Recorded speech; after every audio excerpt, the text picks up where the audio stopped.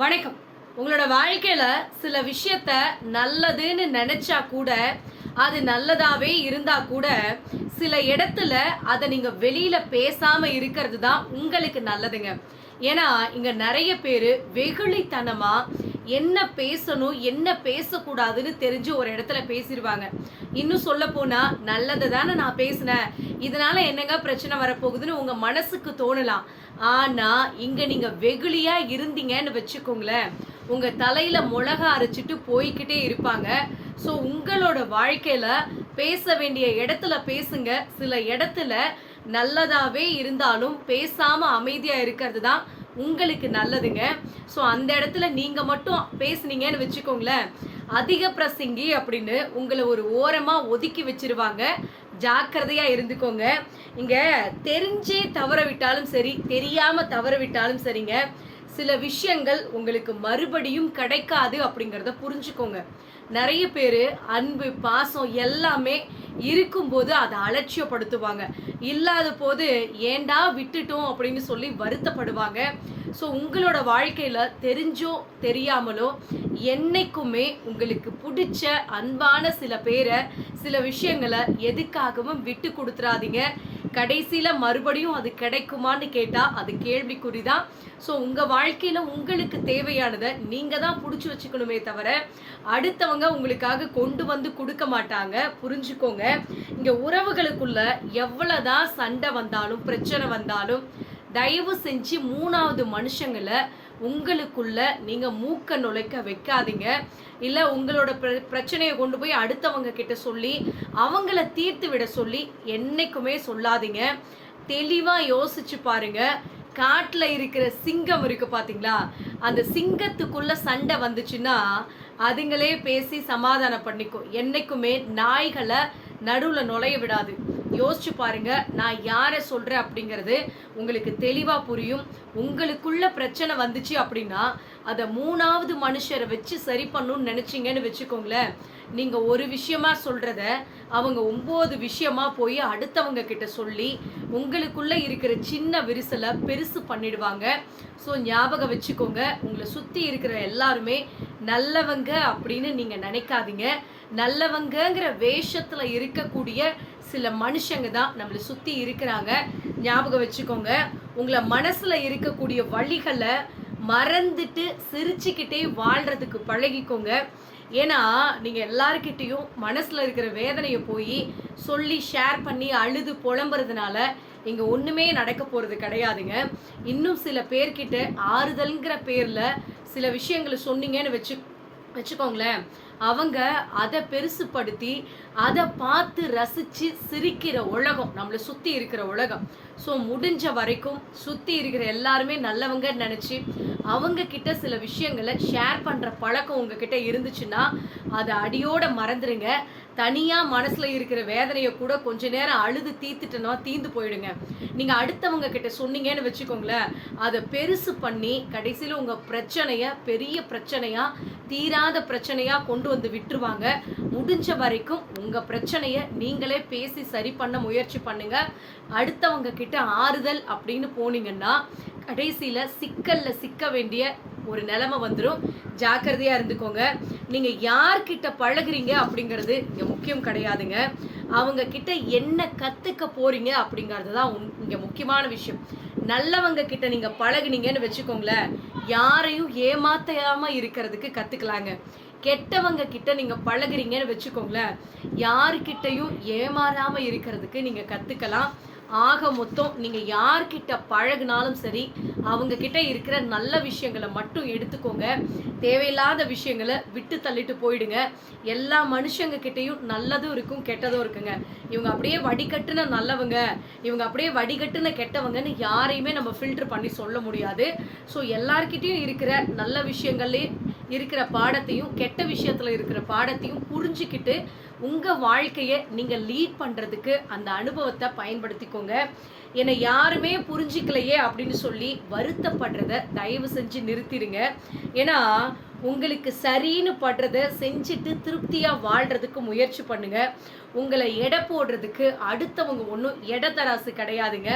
நீங்களும் ஒன்றும் பொருள் கிடையாது. இவங்க இப்படித்தான் அவங்க அப்படித்தான்னு சொல்லி உங்களுக்கு ஜட்ஜ்மெண்ட் கொடுக்குற அளவுக்கு உங்களை எதிரில் இருக்கிறவங்க இங்கே யோக்கியனா இருக்கிறாங்களா அப்படின்னு கேட்டால் அது கேள்விக்குறிதாங்க. எல்லாரோட வாழ்க்கையிலையுமே ஏதோ ஒரு தவறுகள் செய்யத்தான் செய்வாங்க. ஸோ எல்லாருமே நல்லவங்க அப்படின்லாம் கிடையாதுங்க. சில இடத்துல நாமளும் தப்பு பண்ணுறதுக்கு வாய்ப்பு இருக்குது. ஸோ வாழ்க்கை அப்படின்னா தப்பு பண்ணாத மனுஷன் இந்த உலகத்தில் இருக்கவே முடியாதுங்க. ஸோ அந்த தப்பை யார் ஒருத்தர் திருத்திக்கிறாங்களோ அவங்களோட வாழ்க்கையில் அவங்க நல்ல வாழ்க்கையை வாழ்கிறதுக்கு சரியான பாதையாக இருக்கும். ஸோ அதை விட்டுட்டு நான் தப்பே பண்ணல அப்படின்னு சொல்லி இங்கே வாக்குவாதம் பண்ணுறாங்க பார்த்தீங்களா, அவங்களெல்லாம் எத்தனை பேர் வந்து திருத்தணும்னு நினச்சாலும் திருத்தவே முடியாது.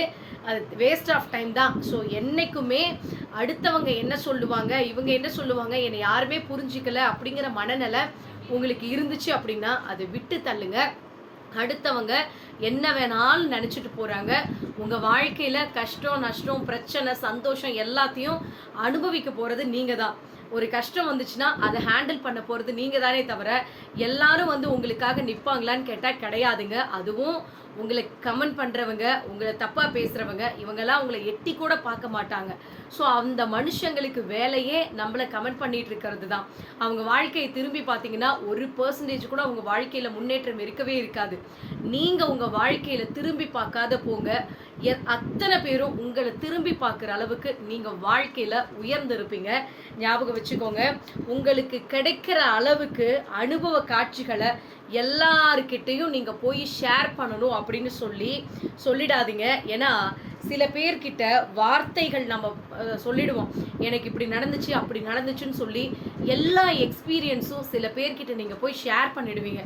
கடைசியில் பார்த்தீங்கன்னா அந்த வார்த்தைகளே உங்களுக்கு யமனா வந்து நிற்க வேண்டிய நிலைமை வந்துடும். ஸோ எல்லாத்தையும் எல்லார்கிட்டையும் பகிர்ந்துக்கணும் அப்படிங்கிற மனநிலையை வளர்த்துக்காதீங்க. சில விஷயங்களை சில இடத்துல சொல்லாமல் இருக்கிறது தான் நமக்கு நல்லதுங்க. மற்றவங்க உங்களுக்கு அறிவுரை சொல்கிறத கேட்டால் உங்களுக்கு அப்படியே எரிச்சலாக வருது, கோபமாக வருது அப்படின்னா ஒரு விஷயத்தை புரிஞ்சுக்கோங்க, நீங்களும் யாருக்கும் அட்வைஸ் பண்ணாதீங்க. ஸோ நிறைய பேருக்கு என்ன பண்ணுவாங்கன்னா அடுத்தவங்களுக்கு இவங்க அட்வைஸ் பண்ணுறப்போ மட்டும் மணிக்கணக்கில் பண்ணுவாங்க. ஆனால் வேறு யாராவது இவங்களுக்கு அட்வைஸ் பண்ண வந்துட்டாங்கன்னா டென்ஷன் ஆகும். உனக்குலாம் வேலையே இல்லையா அப்படின்னு சொல்லி மன உளைச்சல் ஆகும். ஸோ முடிஞ்ச வரைக்கும் அடுத்தவங்களுக்கு அட்வைஸ் பண்ணணும் அப்படின்னு நினச்சிங்கன்னா அடுத்தவங்க பண்ணுற அட்வைஸையும் கேட்டுக்கிற அளவுக்கு தைரியம் இருந்துச்சுன்னா அடுத்தவங்களுக்கு பண்ணுங்க. அப்படி இல்லைன்னா கண்டுக்காதீங்க. அதுக்காக தப்பான வழியில் போகிற ஒருத்தவங்களை திருத்தி அட்வைஸ் பண்ணாமல் எப்படிங்க இருக்க முடியும் அப்படின்லாம் கேட்காதீங்க.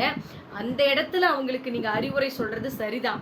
ஸோ தேவையில்லாமல் அடுத்தவங்க கிட்ட போய் அறிவுரை அப்படிங்கிற பேரில் அடுத்தவங்க மனசை காயப்படுத்தாதீங்க. அதுதான் இந்த இடத்துல நான் சொல்கிறேங்க. எதுக்கு எடுத்தாலும் அழுது சாதிக்கிறது இருக்குது பார்த்தீங்களா, அந்த கேரக்டர் வந்து குழந்தைங்க கிட்ட நீங்கள் நிறைய பேர் பார்த்துருப்பீங்க. ஒரு விஷயம் வேணும் அப்படின்னா அழுது அடம் பிடிச்சி அதை சாதிச்சிருவாங்க. ஸோ அதுக்காக எல்லா இடத்துலையும் அழுதுகிட்டே இருந்தீங்கன்னு வச்சுக்கோங்களேன், உங்களை முட்டாள் கோழைன்னு சொல்லிவிடுவாங்க. ஸோ ஞாபகம் வச்சுக்கோங்க, அழுகை அப்படிங்கிறது ஒரு உணர்வு. அது வந்து எல்லா இடத்துலையும் வராமையும் கண்ட்ரோல் பண்ணிகிட்டே நம்மளால் இருக்க முடியாதுங்க. சில இடத்துல ரொம்ப அழுதுகிட்டே இருக்காதீங்க. அழுது புலம்பிகிட்டே இருந்தோம் அப்படின்னா அந்த இடத்துல நம்மளை ஓரம் கட்டிடுவாங்க அப்படின்னு தாங்க சொல்கிறேன். இங்கே எல்லாருமே நம்ம மேலே உண்மையாக தான் பாசம் வச்சுருக்காங்க அப்படின்னு என்றைக்குமே நம்பிடாதீங்க. பெரும்பாலும் எல்லாரும் ஏதோ ஒரு காரணத்துக்காக பாசம், அன்பு அப்படிங்கிற ஒரு முகமூடியை நம்மக்கிட்ட போட்டுட்டு தாங்க இருப்பாங்க. நம்மளோடையே பழகுவாங்க, நம்ம கூடயே இருப்பாங்க. நிச்சயமாக அவங்க எப்படிப்பட்ட முகமூடி போட்டிருக்காங்க அப்படின்னு நம்மளுக்கு தெரியாதுங்க. உங்கள் கூடவே இருக்கிறவங்க கூட பாசம், அன்பு அப்படிங்கிற பேரில் முகமூடி போட்டுட்டு கடைசி வரைக்கும் உங்களை ஏமாற்றக்கூடிய சில கேரக்டர்ஸ் இருப்பாங்க. ஸோ என்னடா கூட பிறந்த அண்ணன் தம்பி அவங்களே நான் இப்படி சொல்கிறேனே அப்படின்னு நினைக்காதீங்க. இந்த அண்ணன் தம்பி பாசம், இந்த கூட பிறந்த பிறப்பினுடைய பாசம்லாம் இருக்குது பார்த்தீங்களா, இதெல்லாம் சொத்து பிரிக்கிறப்ப உங்களுக்கு தெளிவாக தெரிஞ்சிடும். நிறைய பேரோட வாழ்க்கையில் நான் கண்கூடாக பார்த்துருக்கேன். உங்களோட வாழ்க்கையில் இப்போ நான் சொன்ன இந்த எல்லா விஷயத்தில் ஏதாவது ஒரு விஷயம் நிச்சயமா உங்க வாழ்க்கையில நடந்திருக்குங்க. அப்படி நடந்திருக்கு அப்படின்னா அது நீங்க எப்படி சமாளிச்சிருக்கீங்கன்னு மறக்காம கமெண்ட் பண்ணுங்க. அப்படி இல்ல என்னால இது எப்படி சமாளிக்கிறதுனே தெரியல அப்படின்னாலும் மறக்காம கமெண்ட் பண்ணுங்க. நிச்சயமா உங்களுடைய கேள்விக்கு நம்மளோட வீடியோ மூலமா நான் ஒரு சப்ஸ்கிரைபர்ஸ் நம்மளுக்கு பண்ற அந்த கமெண்ட்டுக்கும் நான் ரிப்ளை பண்ணிட்டு தான் இருக்கேன். நிச்சயமா நீங்க பண்ணுங்க. உங்களுக்காக நான் ரிப்ளை பண்றேன். அது சரியான வேல்யூபிளான கமெண்ட்டா இருந்துச்சு, கேள்வியா இருந்துச்சு அப்படின்னா அதுக்கு நிச்சயமா என்னுடைய பதில் இருக்கும். இந்த வீடியோ பதிவு உங்களுக்கு பயனுள்ளதா இருக்கு அப்படின்னா மறக்காம கமெண்ட் பண்ணுங்க. உங்க எல்லாருக்கும் இனிய ஆயுத பூஜை நல்வாழ்த்துக்கள். எல்லாரும் இந்நேரம் செலிப்ரேட் பண்ணியிருப்பீங்கன்னு நினைக்கிறேன். நானும் வீட்டில் கொஞ்சம் சாமி கும்பிட்டு வரதுனால லேட் ஆயிடுச்சு. அதனால தான் இன்னைக்கு வீடியோ பதிவுமே லேட் ஆயிடுச்சு. இருந்தாலும் நம்மளுடைய சப்ஸ்கிரைபர்ஸ் நம்மளுக்கு ஆதரவு கொடுப்பீங்க அப்படிங்கிறதுனால தான் லேட் ஆனாலும் வீடியோ பதிவு போட்டிருக்கேன். நன்றி, வணக்கம்.